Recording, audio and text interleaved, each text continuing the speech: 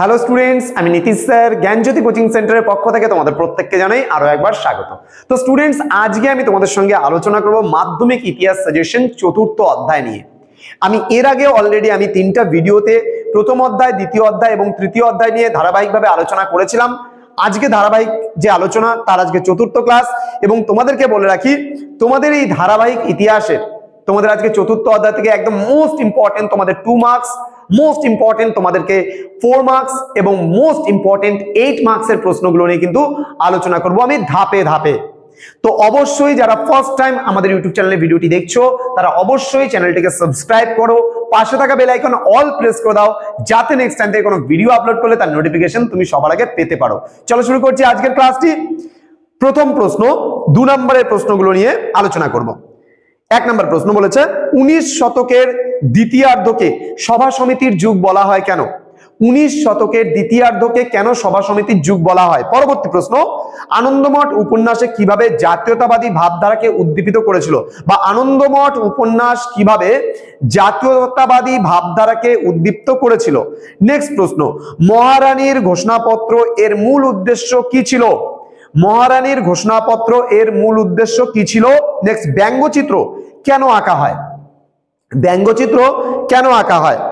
Next, জমিদার সভা এবং ভারত সভার মধ্যে দুটি পার্থক্য লেখো। নেক্সট কোশ্চেন, জমিদারি সভা ও ভারত সভার মধ্যে দুটি পার্থক্য লেখো।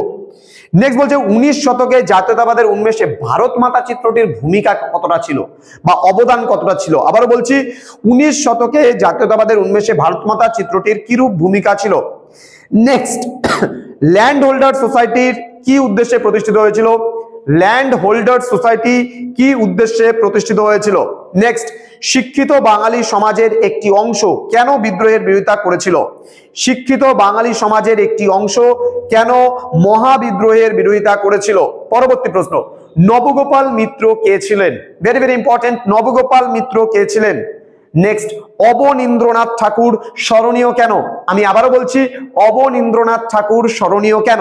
পরবর্তী প্রশ্ন, 19 শতকে বাংলার জাতীয়তাবাদের বিকাশে বঙ্কিমচন্দ্রের কিরূপ ভূমিকা ছিল? 19 শতকে বাংলার জাতীয়তাবাদের বিকাশে বঙ্কিমচন্দ্রের কিরূপ ভূমিকা ছিল? পরবর্তী প্রশ্ন, জাতীয়তাবাদের বিকাশে গোরা উপন্যাসের ভূমিকা কি ছিল? জাতীয়তাবাদের বিকাশে গোরা উপন্যাসের ভূমিকা কি ছিল? নেক্সট, বঙ্গভাষা প্রকাশিকা সভা কি? বঙ্গভাষা প্রকাশিকা সভা কি? নেক্সট, রানী লক্ষ্মীবাঈ ইতিহাসে স্মরণীয় কেন? রানী লক্ষ্মীবাঈ ইতিহাসে স্মরণীয় কেন? নেক্সট, ভারত সভা কেন প্রতিষ্ঠিত হয়? ভারত সভা কেন প্রতিষ্ঠিত হয়, অথবা ভারত সভা প্রতিষ্ঠার উদ্দেশ্য কি ছিল? নেক্সট, রানী লক্ষ্মীবাঈ ইতিহাসে স্মরণীয় কেন?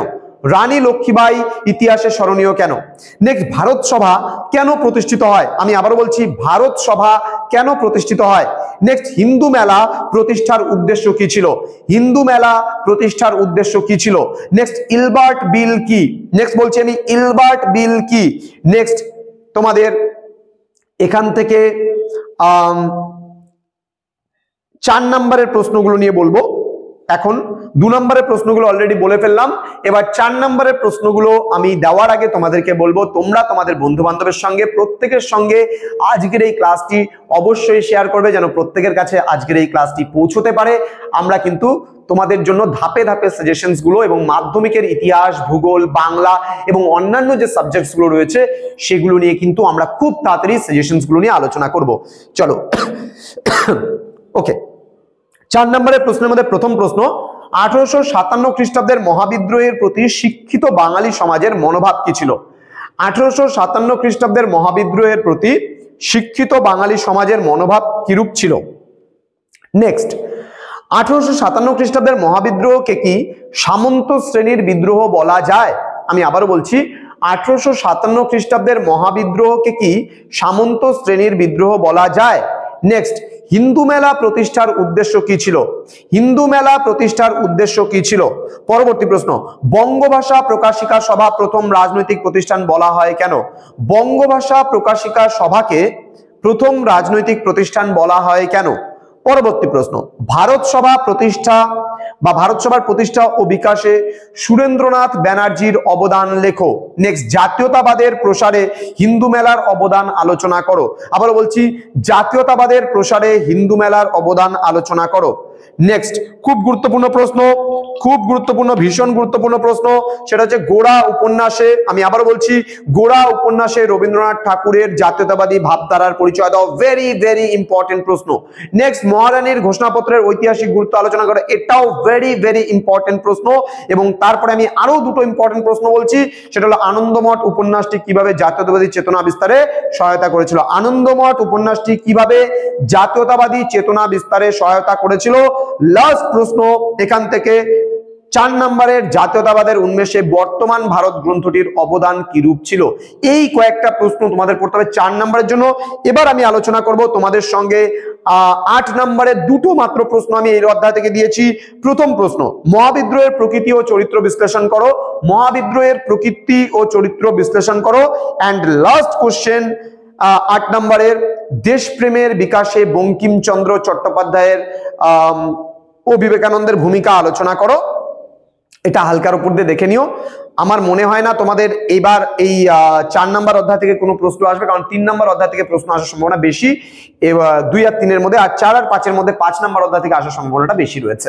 তবুও হালকার উপর দিয়ে পড়ে যাও, রিস্ক নিয়ে লাভ নেই যারা খুব ভালো রেজাল্ট করতে চাইছো। তো স্টুডেন্টস, তোমরা যদি আমাদের কাছে পরবর্তী অর্থাৎ ক্লাস 11-এ যদি আমাদের কাছে পড়তে চাও অনলাইনে, তাহলে অবশ্যই যোগাযোগ করবে আমাদের অফিসিয়াল নাম্বার 6295916282 এবং 7076398606 নম্বরে। তোমাদের টোটাল কোর্স ফি কিন্তু তোমাদেরই সাধ্যের মধ্যে, মাত্র 20 টাকা মাসিক বেতনের সিস্টেমে আমরা কিন্তু পড়াই। আমরা পড়িয়ে থাকি পুরো সেমিস্টার 100 টাকার বিনিময়ে, এবং 99 টাকা রেজিস্ট্রেশন ফিস পার সাবজেক্ট। পুরো সেমিস্টার 199 রুপিসের বিনিময়ে তোমরা যে কোনো সাবজেক্ট চাও আমাদের কাছে পড়তে পারো। দেখা হচ্ছে খুব তাড়াতাড়ি একটা নতুন ক্লাস নিয়ে, নতুন কোনো ভিডিও নিয়ে পরবর্তী অধ্যায়ের। তোমরা প্রত্যেকেই ভালো থেকো, সুস্থ থেকো। Thank you so much. Thanks for watching. After all, thank you.